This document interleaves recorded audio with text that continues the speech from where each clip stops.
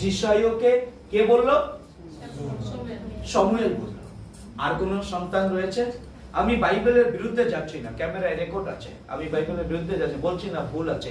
এটা বলা উচিত ছিল না জিসাইয়ের, ওয়েট বাউবাজি শমুয়েল ওয়েট, আমার আরেকটা সন্তান আছে আমি নিয়ে আসছি বলেছে? শমুয়েল জিজ্ঞাসা করেছে। তার মানে পিতা তার সন্তানের প্রতি সীমাবদ্ধতা লঙ্ঘন করে দিয়েছে। ও ছোট, তারা হবে না। তিনি কহিলেন কেবল কনিষ্ঠ অবশিষ্ট আছে, দেখুন সে মেষ চড়াইতেছে। তখন শমুয়েল জিসাইকে কহিলেন লোক পাঠিয়ে তাকে আনাও, সে না আসিলে আমরা ভোজনে। কৃষ্ণ আমার প্রিয়, তার পিতা এই সন্তানের প্রতি সীমাবদ্ধতা ছিল। আজকে আমরা আমার সন্তানের উদ্দেশ্যে আমি কি বলছি, কি ব্যক্ত করছি, খুব ইম্পর্টেন্ট, খুব গুরুত্বপূর্ণ। নাম্বার 2, যারা তার সীমাবদ্ধতা ছিল, দাউদের ভাই। দাউদের ভাই। আসুন আমরা বাক্য দেখি। সেই লোকদের সহিত তার কথোপকথন কালে তার জ্যেষ্ঠ ভ্রাতা ইলিয়াব সকলেই শুনিলেন।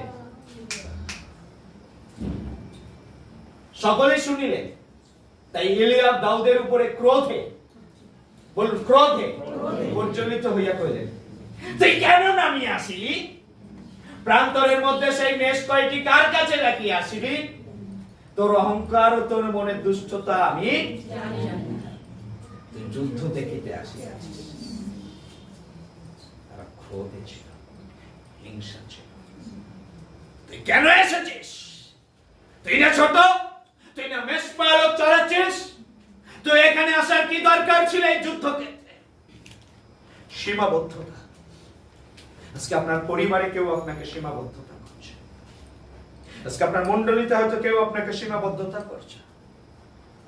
আমি বলছি না আপনার পাশের লোক কেউ করছে, আমি বলছি আপনার ভিতর থেকে হয়তো কোন একটা স্বর আসছে, ওইটা পাস্টারের কাজ, এটা আমি কি করে করতে পারি? কৃষ্ণ আমার প্রিয়, আমি আপনাকে উৎসাহ করতে চাই। নাম্বার 3, যারা যারা তাকে সীমাবদ্ধতায় রেখেছিলেন, আর সে হচ্ছে শাউল। সে হচ্ছে কিং, সে হচ্ছে তার রাজা, সে হচ্ছে তার রাজা, তার কিং। হালেলুয়া। তখন দাউদ শাউলকে কহিলেন, উহার জন্য কারো অন্তঃকরণ হতাশ না হোক, আপনার এই দাস গিয়া সেই ফিলিস্তিয়ের সহিত যুদ্ধ করিবেন।